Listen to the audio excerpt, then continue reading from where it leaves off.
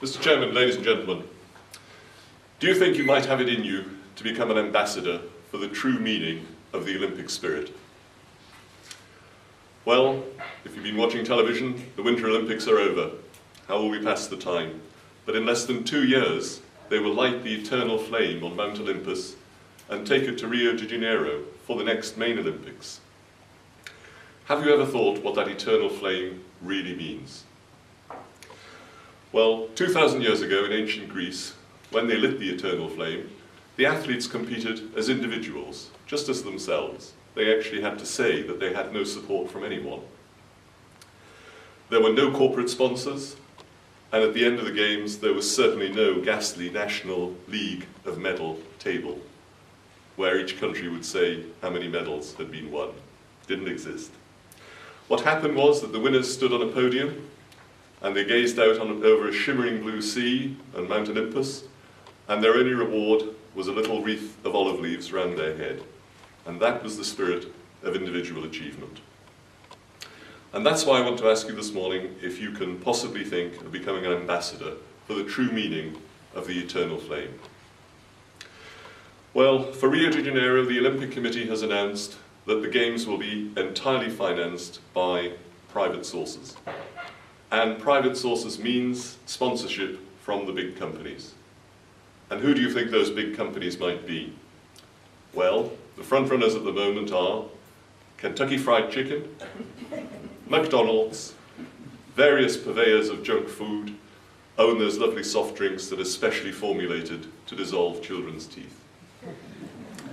All liberally dosed with that wonderful stuff that manufacturers love, called high fructose corn spirit, that stops the message from the stomach to the brain that says, stop eating, you've had enough. 15 hamburgers is enough. If you go to Rio and you choke on any of that junk food, well, I'm sure the paramedics will run to help you. But all they'll be able to do is pour Coca-Cola down your throat, because yes, they've got the franchise too. Now, I just want you to consider, how can it be? How can it be that this great elevated pinnacle of sporting and healthy achievement is sponsored by people who make junk food, while the World Health Organization is frantically trying to cope with the problems caused by obesity in the developed world and the developing nations, and all the health problems that junk food brings? How can it be? Well, do you ever wonder if those superhero Olympic athletes ever eat or drink any of the stuff that their sponsors provide? I wonder. But the trouble is that Olympic athletes are under a hammer. The first hammer is, get the corporate message across for your sponsor. You'll see it on television when the Olympics come around again. And the second one is, be sure that you contribute to that wonderful medals table that comes up on television at the end of every Olympic broadcast. Let me contrast that with just 2 examples of great individuals from the past who made it all on their own.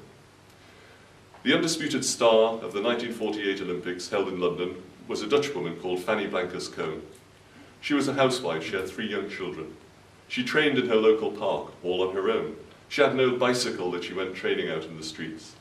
She won 4 gold medals at the Olympics, 2 in the sprints, 2 in the hurdles. When she got home to Holland, her hometown was enchanted with her. They gave her a new bicycle to help her get the kids to school. That's what I call the spirit of the eternal flame. And perhaps some of you, if you think back to the Sydney Olympics, might remember a character called Eric the Eel. Now, in those days, things were quite different in the Olympics, and Equatorial Guinea, a developing nation, was invited to send some representatives. And so Eric was selected. And he was put in for the 100 meters freestyle swimming, which was a big surprise to Eric, because he couldn't swim.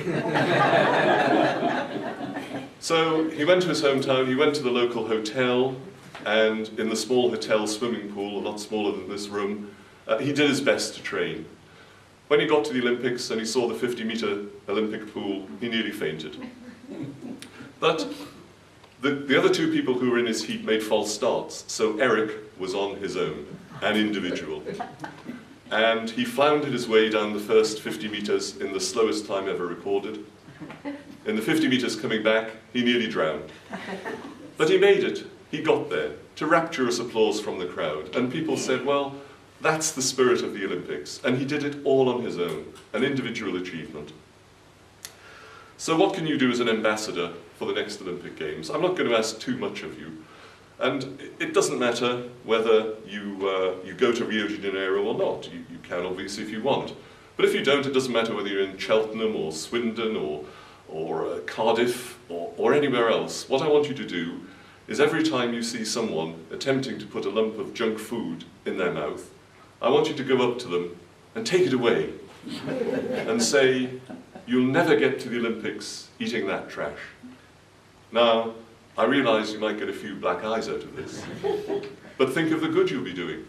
What a service to humanity. Now, let's just tackle that other thing, that National League of Medals table. You see it every night, and what is it there for?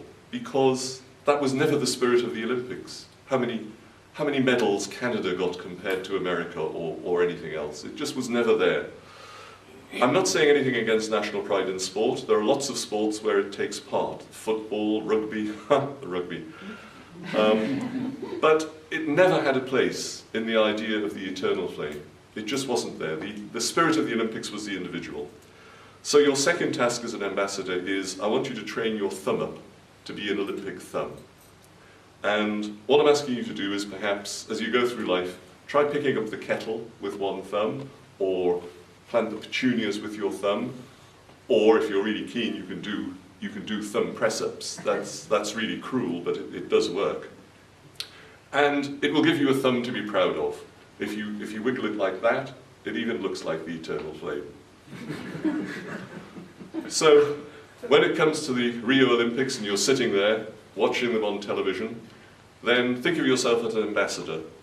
And when you get to that part where some lugubrious presenter says, "And now it's time for the medals table," then in a flash with your Super Olympic thumb, click, you switch the remote and you turn it off, and you put an end to their nationalistic, jingoistic twaddle. And that's the end of it, and that's your contribution to the Olympics. So that's what I want to do. Be an ambassador. You might even become a competitor. Who knows? At the moment, you've only got an Olympic thumb. But it's a beginning.